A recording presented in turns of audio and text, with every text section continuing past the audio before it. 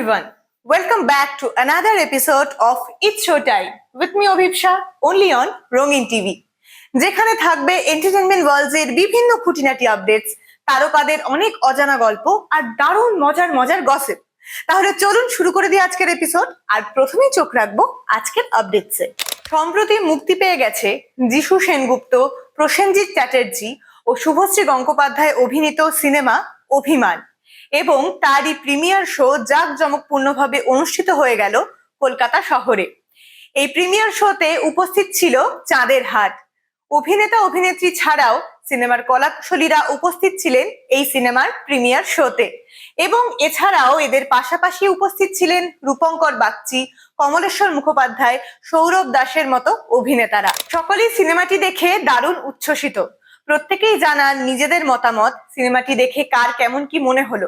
এছাড়াও অভিনেতারাও জানান তাদের মতামত, তাদের এই সিনেমাতে কাজ করে এবং অন্যান্য অভিনেতাদের থেকে পরামর্শ পেয়ে কেমন লাগছে। চলুন আমরা দেখে নিই এই চাঁদের হাটে কে কি বললেন। সম্প্রতি মুক্তি পেয়েছে প্রসেনজিৎ চ্যাটার্জি, যিশু সেনগুপ্ত, শুভশ্রী গাঙ্গুলি অভিনীত অভিমান। তারই প্রিমিয়ার শো হয়ে গেল জাঁকজমকপূর্ণভাবে। প্রিমিয়ারে বসেছিল চাঁদের হাট। প্রসেনজিৎ চ্যাটার্জি, যিশু সেনগুপ্ত, শুভশ্রী ছাড়াও উপস্থিত ছিলেন সৌরভ দাস, রূপঙ্কর বাগচি, চিরঞ্জিত চক্রবর্তী, গৌতম ঘোষ, কমলেশ্বর মুখার্জি, শ্রীজাত, লগ্নজিতা, ঋদ্ধি সুরঙ্গনা, অনির্বাণ চক্রবর্তী প্রমুখেরা। আসুন দেখে নিই প্রসেনজিৎ চ্যাটার্জি কি বললেন তার ছবি নিয়ে। আমি বলবো যে অভিমান আপনারা এসে দেখুন। বলে এটা একটা বাবা ছেলের গল্প এবং বাবা হয়ে ওঠার গল্প। আমার ছেলেও আছে, কিন্তু পরে আসছে, তোদের ভয়ে আসছে না। সো মানে বাবা হয়ে ওঠার গল্প, এবং আমার মনে হয় ছবিটা পুরোটাই ফ্যামিলি এবং সবাই মিলে দেখার ছবি। আসলে আমাদের জীবনে একটা সময় আসে যে সময়টায় আমরা মানুষকে অনেক রকম ভাবে জাজ করি, মানুষকে অনেক সময় ভাবি। সেটা আমার ব্যক্তিগত জীবনেও হয়েছে, কিন্তু একটা বয়স আসে, একটা সময় আসে, সেই জায়গাটায় বসে যখন আমরা ভাবি যে এই মানুষটাকে এটা করেছিল কেন, এই কেনর উত্তরটার জন্য এই ছবিটা দেখতে হবে। তবে মেনলি বলবো এটা আমাদের এখন ছবি রিলিজ করে গেছে, রিলিজের আগে আমরা অনেক কিছু বলতে পারি না, ট্রেলার দেখে মানুষ যাতে বোঝেন, কিন্তু ছবি রিলিজের পরে এটা বলতে পারি বাবা আর ছেলের একটি গল্প এবং পুরো ফ্যামিলি নিয়ে দেখার একটি ছবি, একটা ইমোশনাল জার্নি। সব থেকে বেশি খুশি কারণ একটাই কারণে খুশি, আমার ছবি তো বটেই, কিন্তু আমার ছবির সঙ্গে যে দুটো মানুষের নাম এই ছবির সঙ্গে জড়িয়ে আছে, যিশু এবং সৌরভ, অদ্ভুত। মানে আমার এটা কালাচার কালের মতন। আমি যেখানটায় তার ঠিক যতটা ছোট যিশু, ঠিক যিশুর থেকে ততটাই ছোট সৌরভ। এরা আজকের প্রজন্ম, এদের প্রথম প্রযোজনা। তো আমি সত্যি খুব খুশি, এবং আমার নিজের মনে হয়েছিল যে ইন্দ্রদীপ দাশগুপ্ত যে ধরনের ছবি বানান, গানের সঙ্গে একটা ইমোশনাল জার্নির ছবি, এটা বাঙালিদের পছন্দ হবে। আজকের থেকে নিশ্চয়ই মানুষজন দেখছেন। আমি আবার বলছি, এটা আমার জন্য একটা অন্যরকম ছবি, কারণ এক্ষুনি একজন ভদ্রলোক বললেন যে আমি ছবিটা দেখে সে ঠিক আছে, কিন্তু এই ধরনের চরিত্র আমি সেইভাবে কখনো করিনি। তো এই চরিত্রের মধ্যে একটা বাবা হয়ে ওঠা, এটা আমার কাছে একটা নতুন এক্সপিরিয়েন্স। যিশু ও সৌরভ কেন এত টেনশনে, কি বললেন তারা, আসুন দেখে নি। আমার থেকে আজকে বেশি ইমোশনাল ও হাসছে, সকাল থেকে ও এত হাসে না। আজকে আমার থেকে বেশি emotional low, but yeah of course আজকে আমাদের সবকিছু করার মধ্যে তো একটা আনন্দ আছে। সেই আনন্দটা আজকে দেখো, আমরা যে মিডিয়ামে কাজ করি, টেলিভিশন, ওটিটি, ফিল্ম, সব মিলিয়ে ফিল্ম একটা এমন জায়গায়, মানে ফিল্ম প্রডিউস করতে পারাটা একটা এত বড় অ্যাচিভমেন্ট আমার মনে হয়। ছবি ভালো খারাপ সে তো অফকোর্স ইটস আ ডিফারেন্ট, কিন্তু আমরা যেভাবে ছবিটা বানাতে চেয়েছিলাম আমরা দুই ভাই সেটা পেরেছি। আই থিঙ্ক এটা আমাদের কাছে একটা বড় পাওনা, এবং যে মানুষগুলোর সাথে আমরা কাজ করেছি, তো সেটা একটা বিশাল বড় পাওনা আমাদের কাছে। Yes of course tension is there. ছবি আজ রিলিজ, মানুষের ভালো লাগবে কি লাগবে না, যেটুকুনি খবর পাচ্ছি সকাল থেকে ভালো বলছে, দেখা যাক। লিখেছি যে এটাই তো লিখেছি আমরা, 2009 সালে ঋতুদা জানতেন গল্পটা, এইটুকু আমি জানি। আমিও জানি আমিও মানে জানি। আমি জানি মানে হ্যাঁ। আর ঋতুদাকে দিয়ে খুব একটা মিথ্যে কথা আমি বলবো না বলে আমার মনে হয়। এবার তোমাদের কি মনে হয় যে বলতে পারবো না। হ্যাঁ, এইটাই। আর গল্প নিয়ে তো কেউ কিছু বলেও নি। শুভশ্রী গাঙ্গুলি অভিমান নিয়ে কি বললেন আসুন দেখে নিন। আজকে আমার কিছু বলার নেই, আজ থেকে অলরেডি ইচ্ছুকের কাছে চলে গেছে এবং অলরেডি আমরা খুব ভালো রেসপন্স পাচ্ছি। তো তোমাদের সবারই কাছে রিকোয়েস্ট তোমরা সময় বার করে একটু ছবিটা দেখো প্লিজ।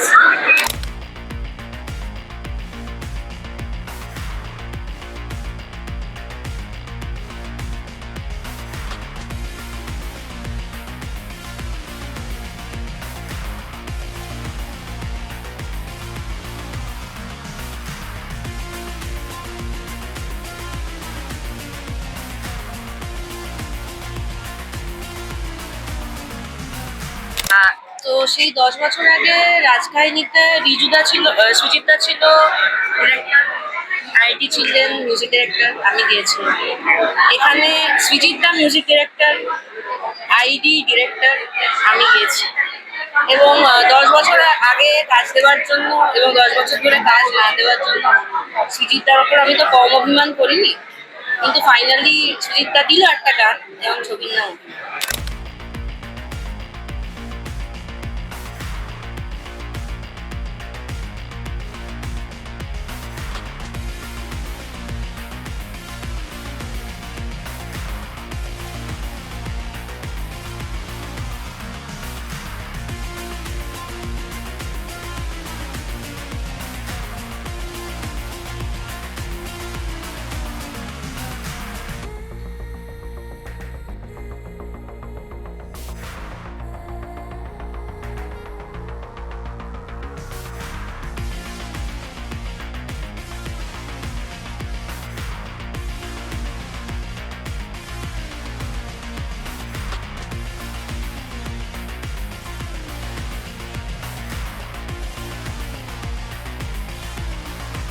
আমার সব পছন্দের মানুষরা রয়েছে ছবিতে। যিশু আর সৌরভের এটা প্রথম প্রোডাকশন। বুমাদা রয়েছেন, আইডির শুভশ্রী রয়েছে, এবং আইডির ছবির মধ্যে একটা খুব লিরিক্যাল ব্যাপার থাকে, যেটা আমাদের বাংলা ছবিতে এখন খুব কম হয়। সব কিছু মিলে খুব ভালো একটা ছবি দেখবো এটা আশা করি।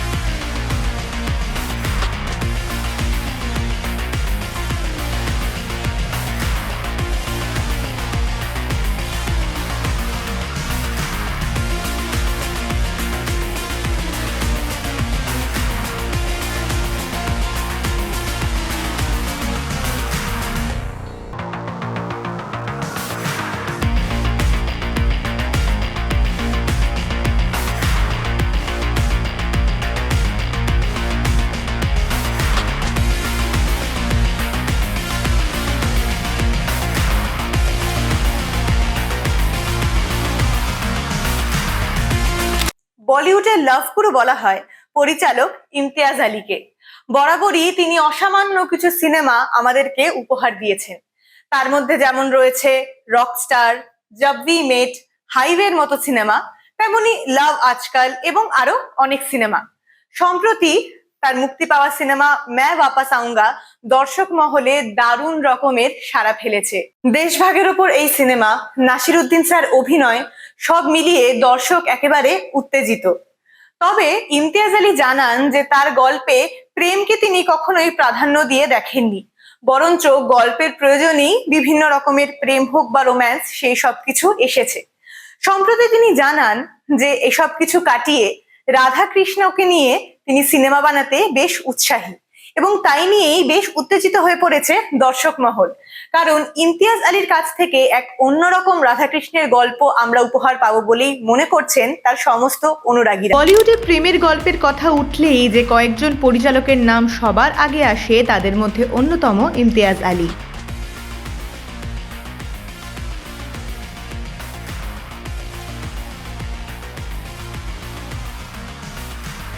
কিন্তু মজার বিষয় হলো তিনি নিজে কখনো তার ছবিগুলোকে শুধুমাত্র প্রেমের গল্প হিসেবে দেখতে চান না।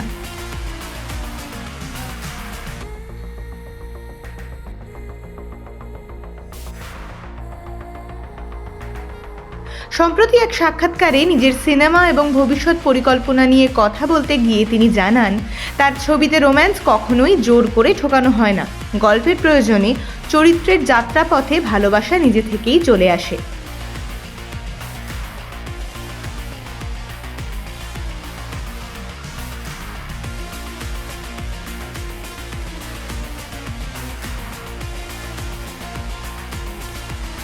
ইমতিয়াজ বলেন, যখন লাভ আজকাল ছবির নাম ঠিক করা হচ্ছিল তখন তিনি শুধু আজকাল নামটাই রাখতে চেয়েছিলেন, কারণ তার মনে হয়েছিল ছবিটি শুধুমাত্র প্রেমের গল্প নয়, বরং সময়ের সঙ্গে ভালোবাসার ধারণা কিভাবে বদলে যায় সেই অনুসন্ধান।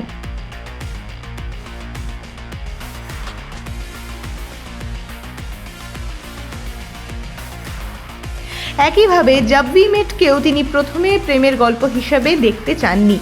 তার কাছে সেটি ছিল দুই মানুষের নিজেকে খুঁজে পাওয়ার গল্প।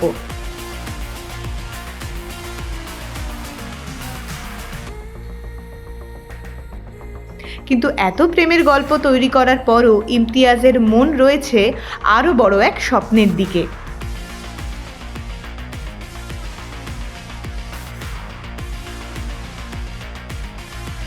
সম্প্রতি একটি সাক্ষাৎকারে ভবিষ্যৎ স্বপ্নের কথা বলতে গিয়ে ইমতিয়াজ জানান, ভারতীয় পুরাণ তাকে গভীরভাবে প্রভাবিত করে। তার কথায় ভারতীয় পুরাণের অনেক গল্প তাকে অনুপ্রাণিত করেছে। তিনি একদিন সেই গল্পগুলোকে বড় পর্দায় তুলে ধরতে চান। তার ভীষণ পছন্দের রাধা কৃষ্ণের গল্প নিয়ে তিনি ছবি বানাতে চান।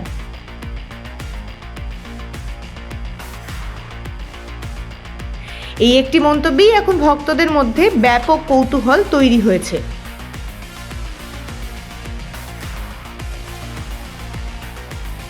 কারণ ইমতিয়াজের ছবির সবচেয়ে বড় শক্তি হলো আবেগকে নতুনভাবে তুলে ধরা। ফলে অনেকেই মনে করছেন তার হাতে রাধাকৃষ্ণের গল্প এলে সেটি হয়তো প্রচলিত পৌরাণিক ছবির থেকে সম্পূর্ণই আলাদা রূপ পাবে। ইমতিয়াজের এই মন্তব্য প্রকাশ্যে আসার পর থেকেই সোশ্যাল মিডিয়ায় শুরু হয়েছে জোর আলোচনা।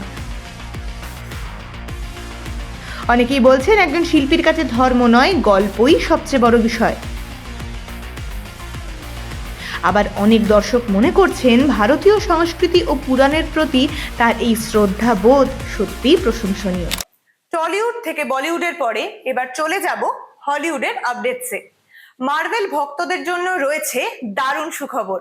স্পাইডারম্যানের নতুন cinema Spiderman the brand new ডের সারা বিশ্ব জুড়ে টিকিট বুকিং শুরু হয়ে গেছে। শোনা যাচ্ছে 31শে জুলাই মুক্তি পেতে চলেছে এই সিনেমাটি, কিন্তু এখন থেকেই তার অগ্রিম টিকিট বুকিং শুরু হয়ে গেছে সারা বিশ্ব জুড়ে। এটি স্পাইডারম্যান ফ্যানদের জন্য একটি দারুণ খবর, কারণ সবাই আমরা স্পাইডারম্যান সিনেমার জন্য অধীর আগ্রহে সারা বছর ধরে অপেক্ষা করে থাকি। টম হল্যান্ডের এই আপকামিং সিনেমা নিয়ে কতটা উত্তেজিত দর্শক মহল তা কিন্তু সবাই অনুমান করতেই পারছে। এখন দেখার 31শে জুলাইয়ের পর প্রেক্ষাগৃহ কতটা ভরে উঠতে চলেছে দর্শকদের জন্য। দেখা যাক। মার্ভেল ভক্তদের জন্য আজ রয়েছে দুর্দান্ত সুখবর। দীর্ঘ অপেক্ষার পর অবশেষে শুরু হয়ে গেল বহুল প্রতীক্ষিত স্পাইডারম্যান ব্র্যান্ড নিউ ডের বিশ্বব্যাপী অগ্রিম টিকিট বুকিং। আগামী 31শে জুলাই মুক্তি পেতে চলেছে টম হল্যান্ডের নতুন স্পাইডারম্যান ছবি। আর বুকিং শুরু হতেই বিশ্বের বিভিন্ন প্রান্তে দেখা যাচ্ছে অভাবনীয় উন্মাদনা। তবে শুধু সিনেমা নয়, বাস্তব জীবনেও এখন আলোচনার কেন্দ্রে রয়েছেন টম হল্যান্ড এবং জেন্ডায়া। কিন্তু কেন? আর কেন নতুন ছবিকে ঘিরে জোরালো হয়েছে স্পাইডারম্যান ফ্র্যাঞ্চাইজির ভবিষ্যৎ নিয়ে জল্পনা? টিকিট বুকিং শুরু, উন্মাদনা তুঙ্গে। মার্ভেল স্টুডিওস এবং সোনি পিকচার্সের যৌথ প্রযোজনায় তৈরি স্পাইডারম্যান ব্র্যান্ড নিউ ডে নিয়ে বহুদিন ধরেই অপেক্ষা করছিলেন দর্শকরা। অবশেষে সেই অপেক্ষার অবসান। সম্প্রতি টম হল্যান্ড এবং জেন্ডায়া একটি বিশেষ ভিডিও বার্তার মাধ্যমে ঘোষণা করেছেন যে বিশ্বজুড়ে অগ্রিম টিকিট বিক্রি শুরু হয়ে গেছে। এই ছবিতে নতুন ভিলেন, নতুন চমক। এই ছবির সবচেয়ে বড় আকর্ষণগুলোর মধ্যে রয়েছে একাধিক নতুন চরিত্রের আগমন। এমজে অর্থাৎ জেন্ডায়ার চরিত্রে এখন নিজের জীবনের অনেকটাই এগিয়ে গিয়েছে, কারণ পিটারের স্মৃতি তার মন থেকে সম্পূর্ণ মুছে গিয়েছে। তবে সবচেয়ে বড় ধামাকা, পানিশারের প্রত্যাবর্তন। তবে ভক্তদের জন্য সবচেয়ে বড় সারপ্রাইজ এসেছে অন্য জায়গায়। নেটফ্লিক্সের জনপ্রিয় সিরিজ ডেয়ার ডেভিলে অভিনয় করে বিশ্বজুড়ে জনপ্রিয়তা অর্জন করেছেন জন বার্থনাল। আবার তিনি ফিরছেন বিখ্যাত পানিশার চরিত্রে। এটাই কি শেষ স্পাইডারম্যান? তবে সমস্ত উত্তেজনার মাঝেও ঘুরপাক খাচ্ছে এই বড় প্রশ্নটি, ব্র্যান্ড নিউ ডেতে কি টম হল্যান্ড শেষ স্পাইডারম্যান ছবি হিসাবেই গণ্য করতে চলেছেন? মার্ভেল বা সোনি এখনও এই বিষয়ে কোনো আনুষ্ঠানিক ঘোষণা করেননি। Well, that's it for today. এরকম আরো খবর, আপডেটস আর গসিপের জন্য চোখ রাখুন ইটস শো টাইমে উইথ মি অভিপ্সা, শুধুমাত্র রঙিন টিভির পর্দায়।